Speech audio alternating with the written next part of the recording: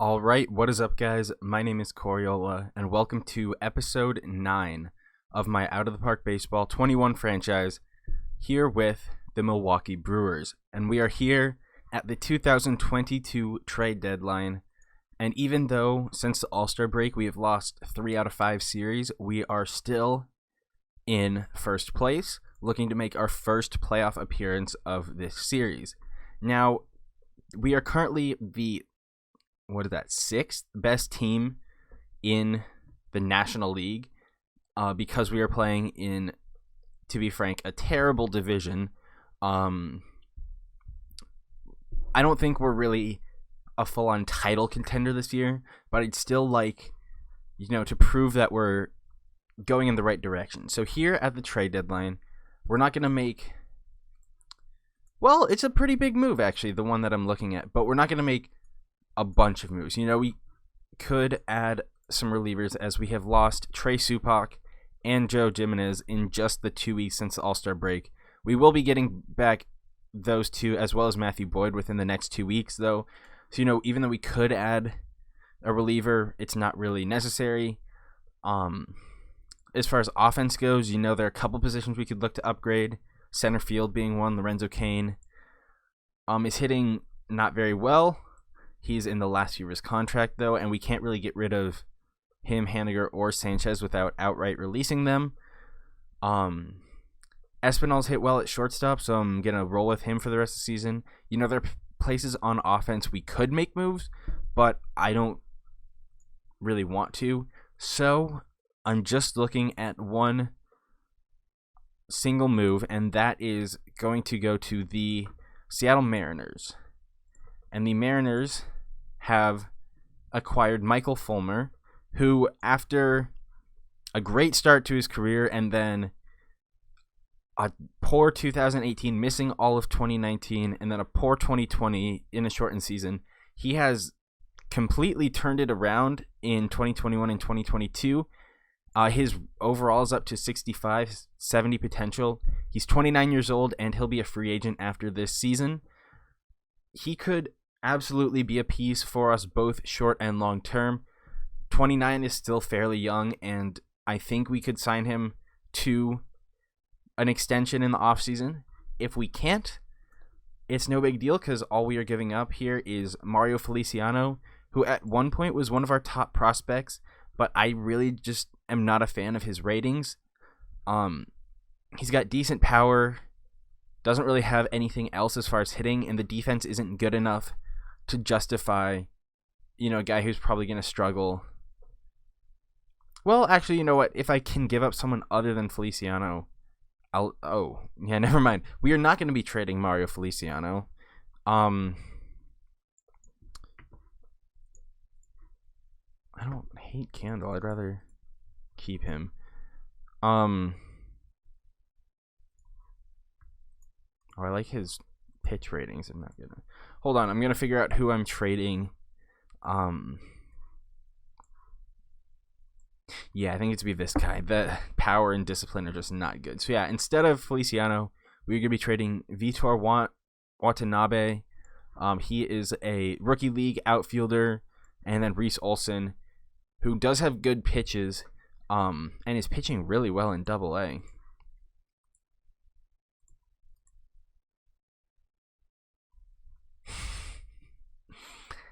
Oh, I'm terrible at making decisions. Would I rather give up this? No, I would not. He doesn't look half bad either. Okay, you know what? We're making the trade. We're giving up Yancey. No, not Yancey. That Reese Olson. Watch him be really good in a couple years. And in exchange, we are getting Michael Fulmer. And that will be our one move for free agency. So let's quickly fix up our roster. I'm going to be sending down Norwood because he is bad, and activating Michael Fulmer. Was he taken in the Rule 5 draft from me? I guess CJ Hinojosa has been returned. Hinojosa, and I just did not notice. But yeah, I'm going to be back. That's it for the trade deadline. I'll be back at the beginning of September, kind of go over roster expansion, and then probably finish out the rest of the season. All right, I am back here at the beginning of September. We have gone on a bit of a hot streak, actually.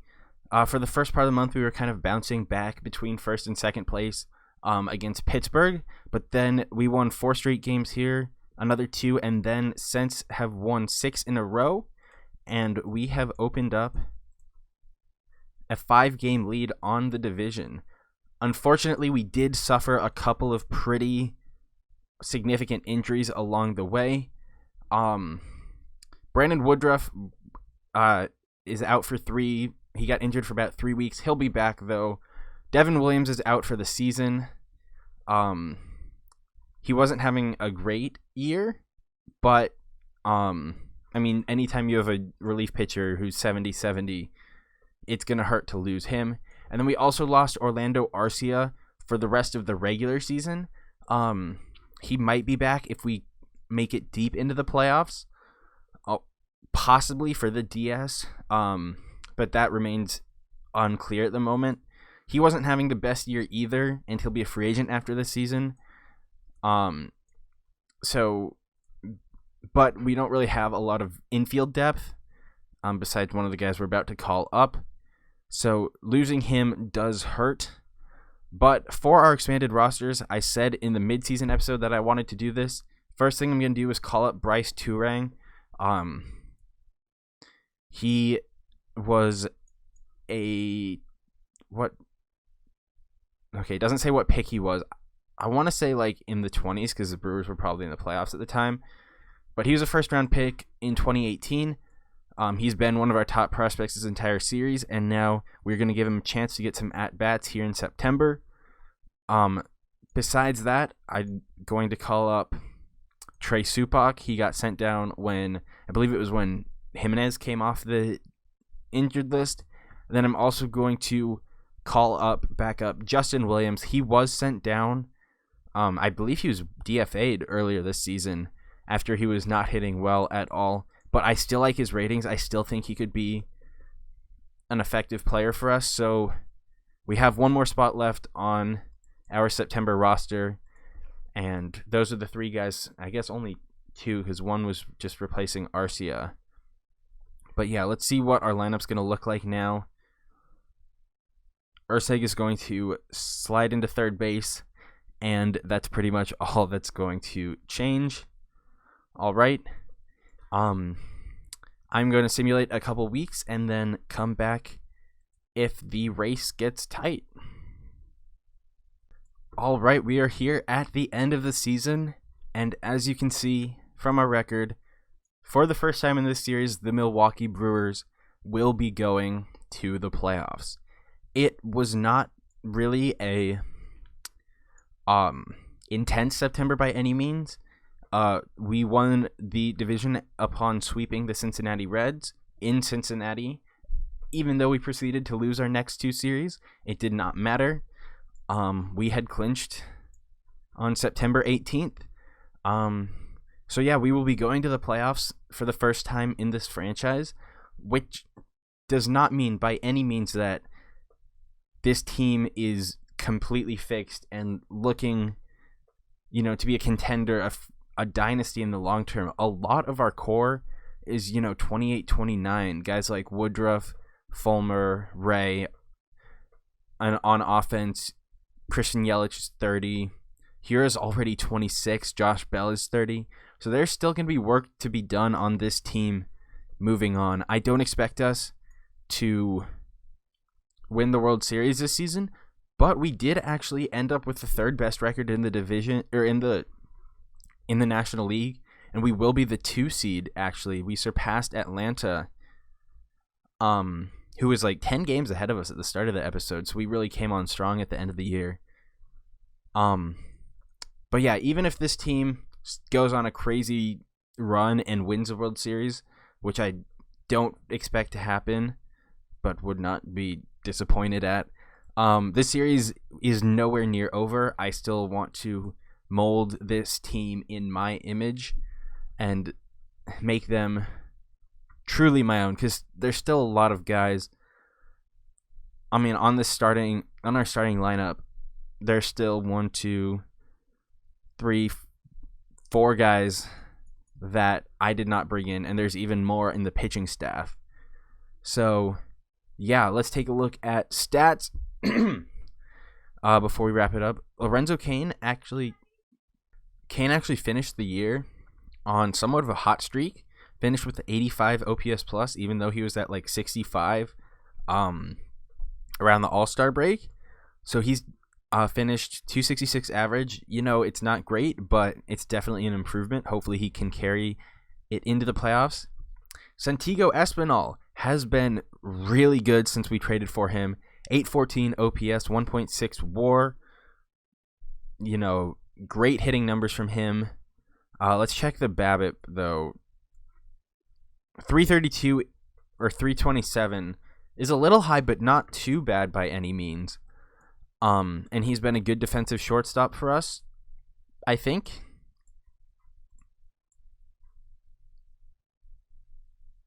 No, he is not. But that's not terrible. We'll take it from Espinal, who we gave up next to nothing to get. Christian Yelich had his most impressive season hitting in this series.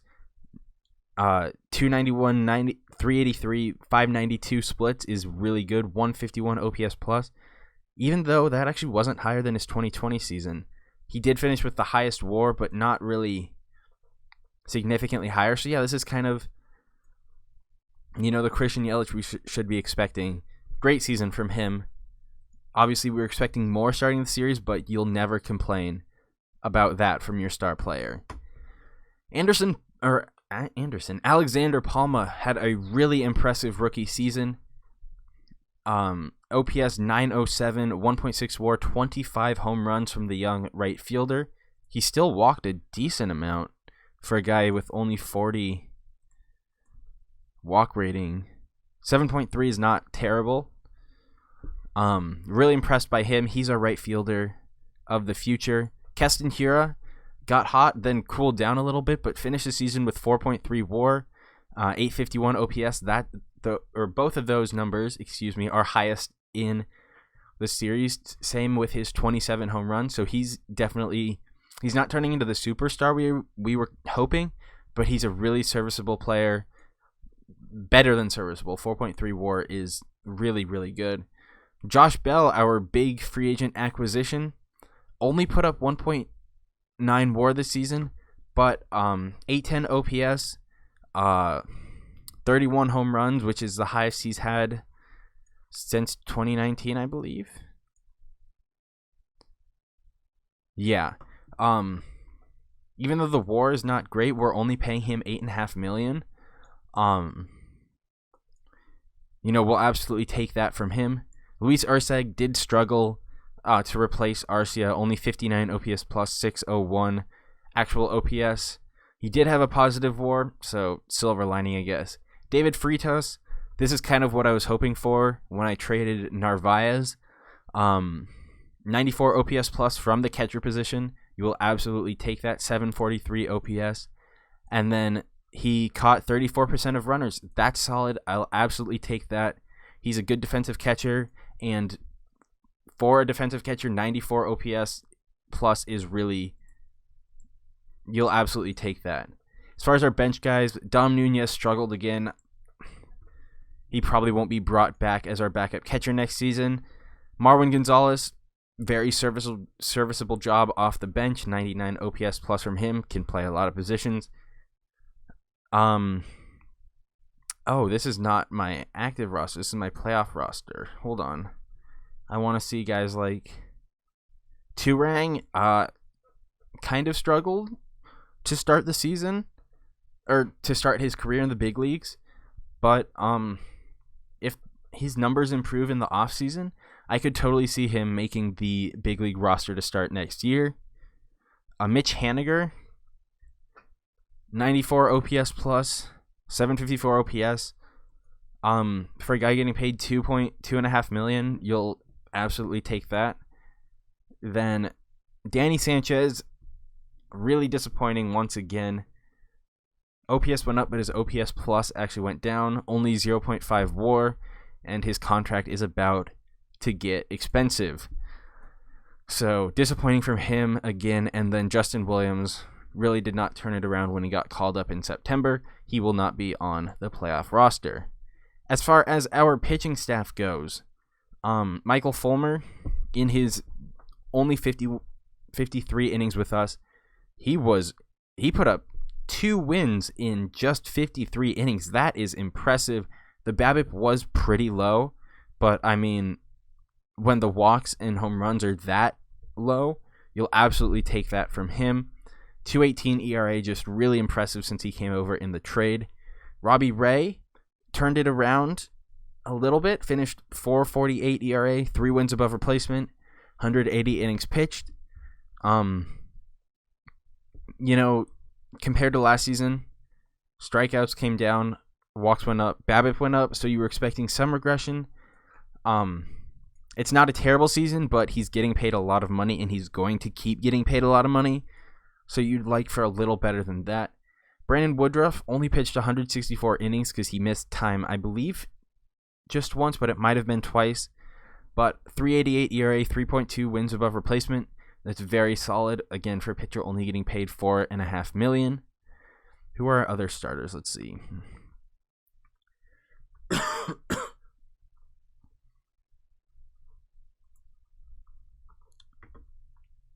Okay, I know Rasmussen was in the starting rotation.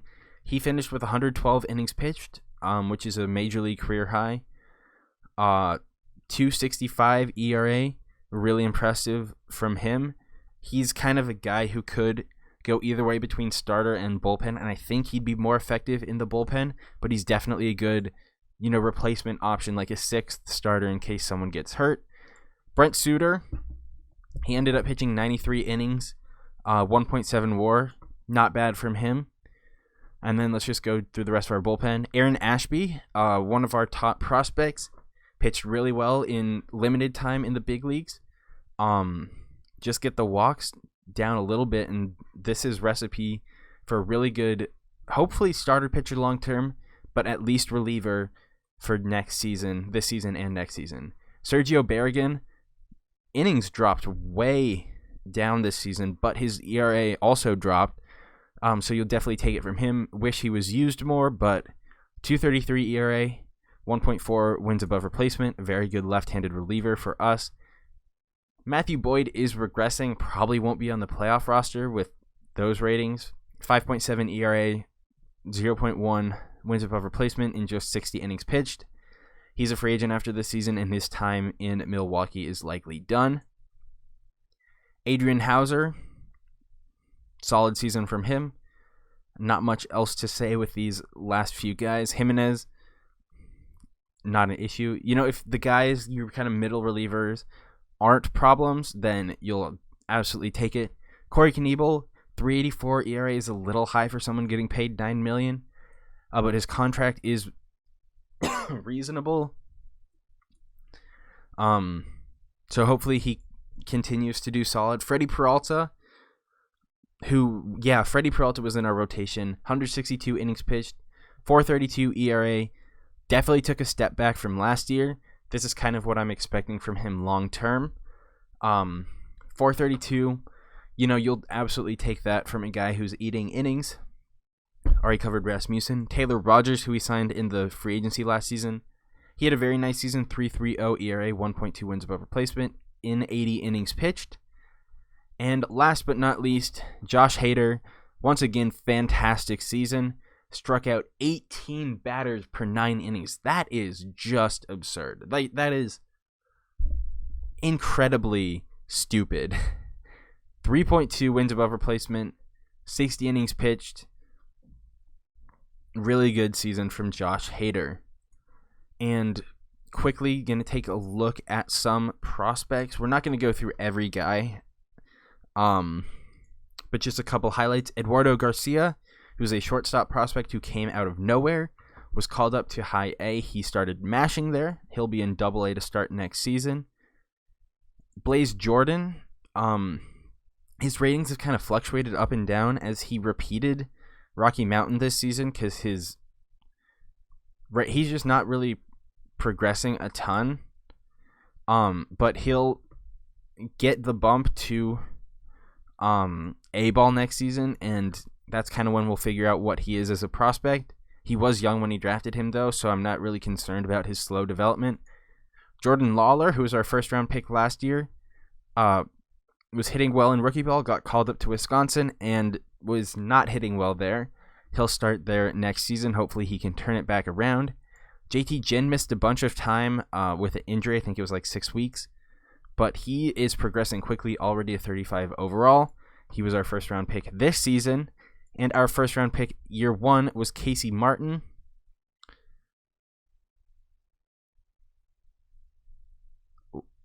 Who got cut? What the fuck?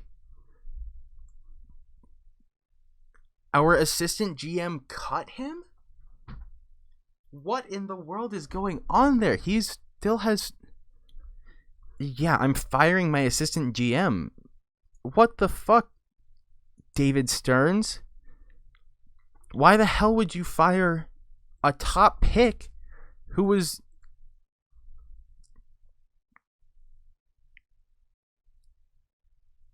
mashing it?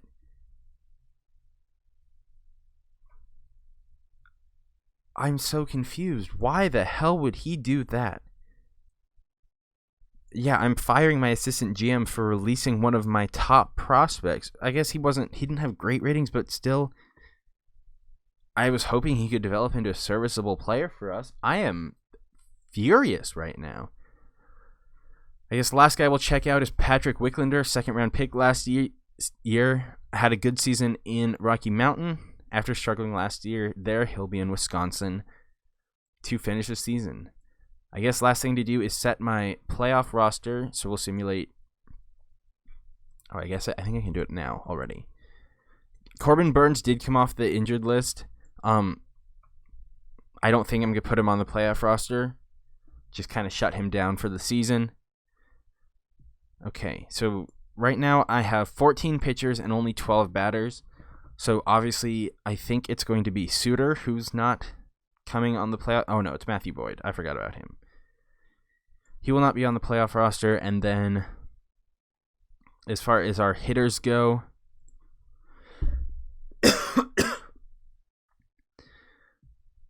Is Arcia close to coming off the injured list? He'll be back in 4 days, so I think he'll fill our last spot.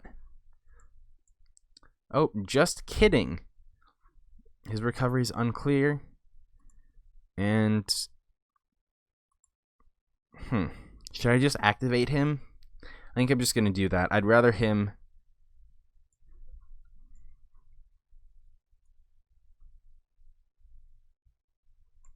Will it even let me activate him before he's healthy? I feel like I've... No, it will not.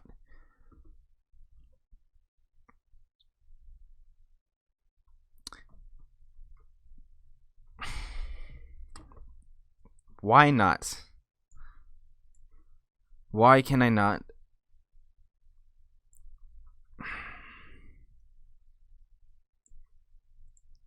You're pissing me off, Corbin Burns. And who else can just get sent to AAA without... I guess we have a spot now. Why is he not on the 40-man roster? I didn't put him on the 60-day deal. What? Okay, they're not letting me activate Arcia, so I guess he will be missing this series, and instead, I guess Bryce Turang's going to be on our playoff roster. So congratulations to him. We will be facing Atlanta in the NLDS. They won 90 games, one less than us. They were 4th in the National League in runs scored and 5th in runs against. Very solid team, a lot of familiar faces. Christian Pache, Ozuna, Albies, Acuna, Freddie Freeman, Austin Riley. It's basically the same as their real-life roster, except they've got Buster Posey catching now. Pitching staff, Soroka's a beast. Kyle Wright's really solid. Jose Quintana was this year. And Max Fried. So yeah, this team is definitely going to be a challenge. For the playoffs, I'm going to change up the way I do this a little bit. For some series, especially ones that go 7 games, I'm going to make 2-part episodes. I'll just record them simultaneously, but I don't think you want to sit through 7 straight games of me talking. Those episodes can run a little long. For series like the DS that are 5 games max, I think I'm just going to do those in one episode. But there is the possibility that an NLCS or a World Series episode would be multiple parts. So that's a little different than I've done in the past, just letting you guys know. But other than that, that is going to be it for this episode. I feel myself starting to get a cough, which is not great, especially because I've got to be commentating these playoff games. So if the cough gets worse, it might be a few days before the playoff series comes up. But other than that, thank you guys for watching. Hope you enjoyed. See you guys next time. Goodbye.